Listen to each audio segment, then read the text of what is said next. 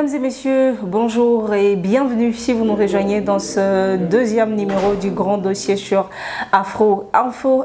Désaccord en trois, et pour commencer, un calme s'observe sur toutes les lignes de front, notamment dans les alentours du village de Chacha, en groupement de Mufuni-Shanga dans les territoires de Massissi, et ce, après une journée caractérisée par d'intenses combats en armes lourdes et légères dans les collines de Ndumba et Mouré-Mouré.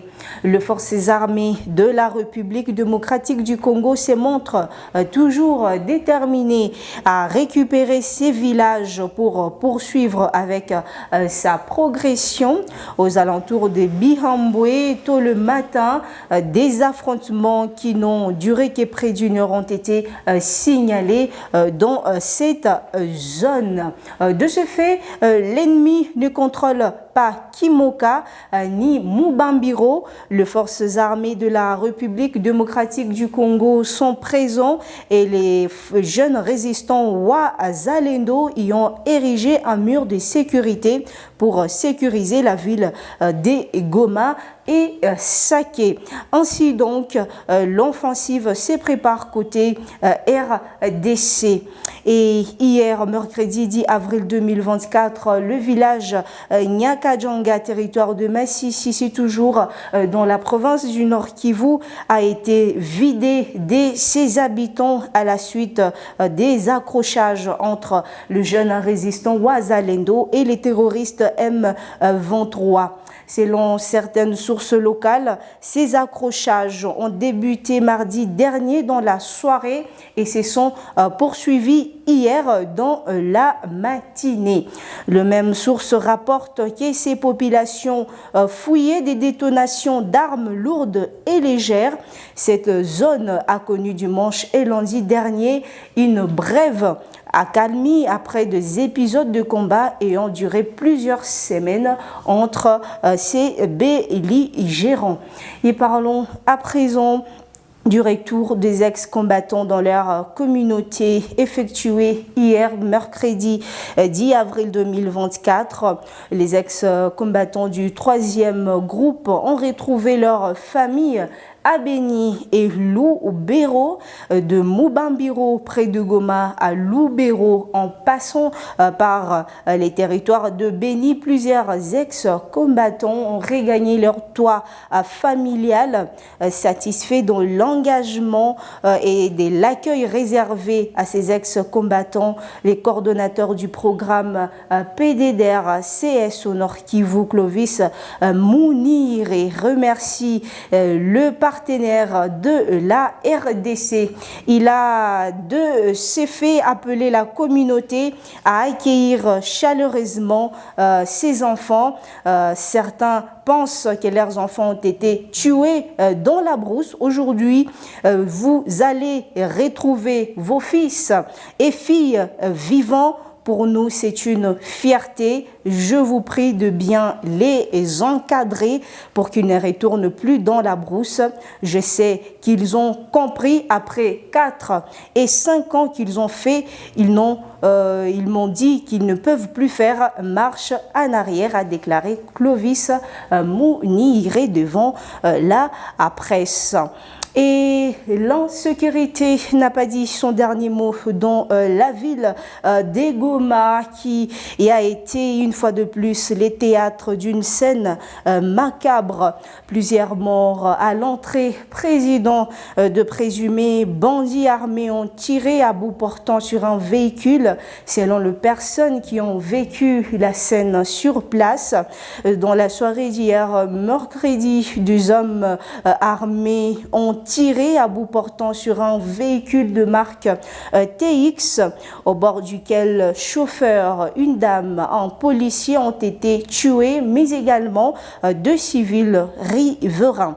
Le motif exact de cet acte qui a laissé la population sous le choc n'est pas encore connu, pendant que les bilans provisoires fait état des 5 morts. Certaines sources indique que ce serait de proche d'un opérateur économique vendeur des ciments qui a été visé dans les buts de braquer d'importantes sommes d'argent. Les autorités urbaines ont ainsi appelé la population au calme et ont évoqué les attaques terroristes dans la ville. Selon les dires du maire de la ville d'Egoma, Faustin Kapanda, c'est un mode opératoire terroriste.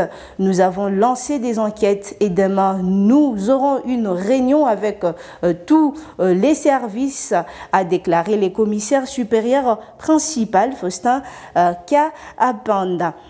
Et les services de sécurité ont mis la main aujourd'hui, jeudi 11 avril 2024, sur les auteurs du braquage enregistré dans la soirée d'hier, comme je viens de l'évoquer.